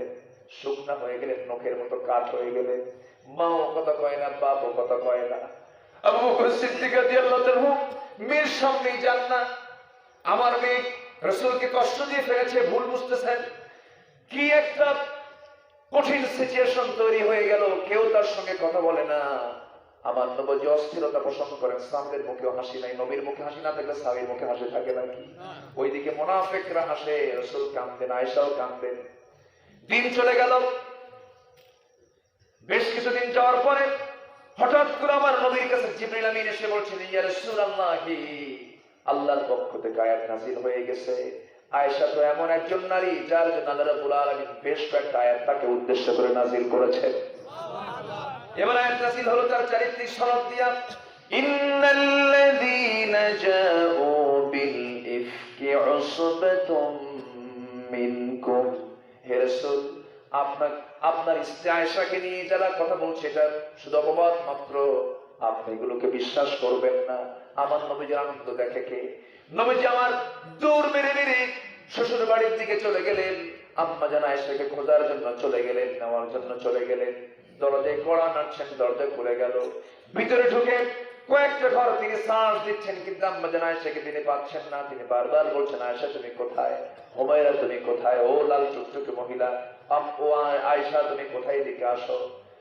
এবার তিনি সামনে পেলেন, সামনে পেয়ে মুস্কি একটা হাসি মেরে বলছেন, আয়েশা, আয়াত নাযিল হয়ে গেছে, তোমার কোনো দোষ নাই। এবার আম্মা জান আয়েশা মাথা নিচু করে আছে। মেয়েদের মধ্যে একটা বাঁকা ভাব আছে না নাই? আসতে বলবেন না, আছে না নাই? অভিমান পুরুষের চাইতে মেয়েদের অভিমান কম না বেশি? তাদের জিদটা কম থাকে না বেশিক্ষণ থাকে? একটু বেশিক্ষণ থাকে। একটু মাথা নিচু করলেন। রাসূল বলছেন, আয়েশা রাগ করো না, চলো আমার সঙ্গে, তুমি আমার বাড়িতে চলো, তুমি আমার বাড়িতে তোমাকে মানাবে। এবার আম্মা জান আয়েশা বলছেন, আমি তো কারো প্রশংসা করি না, আমি ইব্রাহিমের আল্লাহর প্রশংসা করি। কার আল্লাহ? ইব্রাহিম। চলে গেছেন ইব্রাহিমের দিকে। রাসূল বলছেন, তুমি এই দিক থেকে ইব্রাহিমের দিকে যাও কেন? তোমার রাগ এখনো আছে। সুবহানাল্লাহ বলবেন না? তুমি এখনো রাগ করে বসে আছো। সুন্দর করে এটাকে সন্তুষ্ট চিত্তে বরণ করে নিয়া নবীর ঘরে যখন নিয়ে গেলেন, রাসূল যখন তাকে বরণ করলেন, সমস্ত সাহাবীদের মুখে হাসির ঝিলিক, নবীর মুখে হাসির ঝিলিক, আম্মা জান আয়েশার মুখে হাসির ঝিলিক, মুনাফিকদের মুখ কালো। ঠিক কি না? আমার দেশের মুনাফিকদের মুখ একদিন কালো হবে। আলেমদের অপমান করে হাসো, একদিন কালো সুযোগ তোরা পাবি না। ঠিক কি না? বড় খেলা হবে। হাত ভাঙ্গো, ঘাড় মটকায় দাও। হাত ভাঙ্গার মতো, ঘাড় মটকানোর মতো সাহস আর শক্তি তোর হাতের আল্লাহ দেয় না। ঠিক কি না? আমার এই দেশে ঘেসে আসি নাই। ঠিক কি না? সম্মানিত ভাইয়েরা, আবার আরেকজন কয়, তোমরা আলেম হইছো পিটন খাইয়া, আর আমরা আলেম হইছি ঘরে বসেই। পাগল কি গাছে ধরে? ঘরে বসে আলেম হওয়া যায়? হ্যাঁ, শিক্ষার দরকার, প্রতিষ্ঠান দরকার আছে না নাই? ঘরে বসে আলেম হইছে। আবার আরেকজন তাহাজ্জুদ গুজার কয়, 22 বছরে একটা না 80 রাকাত তাহাজ্জুদ পড়ি। চিন্তা করা যায়? এত বড় জামানার কুতুব, ঘুরে ধার আছে না নাই? এই হচ্ছে অবস্থা। সম্মানিত ভাইরা, বলবেন কাকে, কার কাছে পরামর্শ দিবেন? সেটাও তো শোনার লোক নাই। আম বাগানে এক ছেলে আম চুরি করে, বাগানের মালিক সে তাকে হাতে নাতে ধরছে। এই তোমার সাহস তো কম না, আমার বাগানে ঢুকে তুমি আম চুরি করো? তোমার বাপকে, তুমি কার ছেলে? তোমার বাবার কাছে বিচার দেবো। মুসকি মুসকি আসে। তুমি আমার হাসো কেন? আব্বার কাছে বিচার দিবে না? আমার আব্বা তো আমার মাথার উপরে সালা নিয়ে বসে আছে কাছে রাখা। কাকে বলবেন? আসেন আমরা দোয়া করি।